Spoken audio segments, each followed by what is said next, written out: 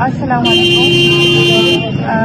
आज हमारा इस्लाम आबाद में कैंप का तीसरा दिन है और हमारी कैंप लगाने के दो ही मकसद थे। पहला ये कि मेरी बहन डॉक्टर मारंग बलूच समेत BYC के जितने भी लीडरान हैं उनको रिहा किया जाए और बलूचिस्तान में होने वाली जबरी गुमशुदगी जिसमें इजाफा हो चुका है उसे ख़त्म किया जाए।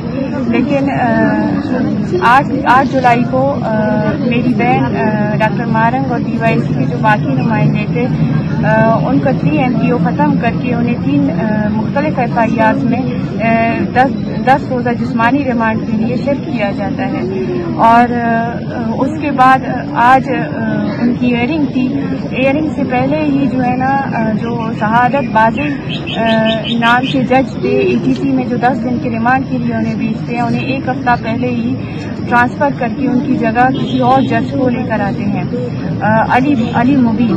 और आज उनकी हियरिंग थी, लेकिन हियरिंग के दौरान पूरा जो कोर्ट ट्रायल है उसे वकला के बजाय जज साहब ने खुद चलाया है और खुद ही कार्रवाई की है। 10 रोज़ा रिमांड के बाद हमारे जो काउंसल्स होते हैं उनके आर्ग्यूमेंट सुने बगैर, हालांकि हमारे काउंसल्स कहते हैं कि आप किस कानून के तहत और किस मकसद के तहत आप इनके रिमांड में 15 दिन का मजीद इजाफा कर रहे हैं, लेकिन जज हमारे काउंसल्स के आर्ग्यूमेंट सुने बगैर ही वो उठकर चले जाते हैं।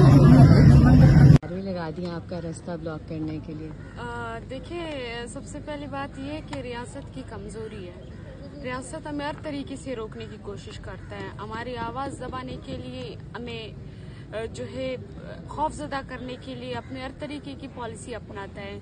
अभी पिछले 3 दिनों से हमने कैंप लगाई तो किसी NOC इनको याद नहीं आया, मगर जब आज हमारा 4था दिन था, क्योंकि इन्होंने देखा कि हार मानने वालों में से नहीं है, बगैर टेंट के गर्मी में, तेज बारिश में, तेज धूप में बैठे हुए थे।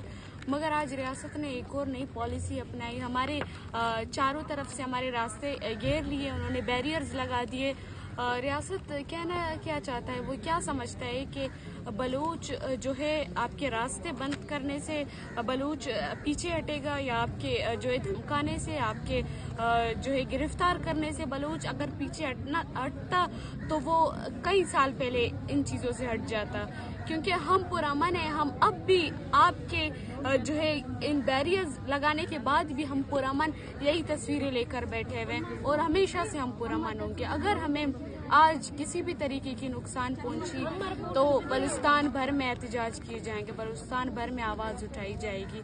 फिर आप नहीं कहना कि बलूच जो है जज्बाती हो जाता है, कि आप उनकी माँ बहनों को जो है जिंदानों में कैद करोगे, वो हमेशा अपने लिए आवाज़ उठाएंगे।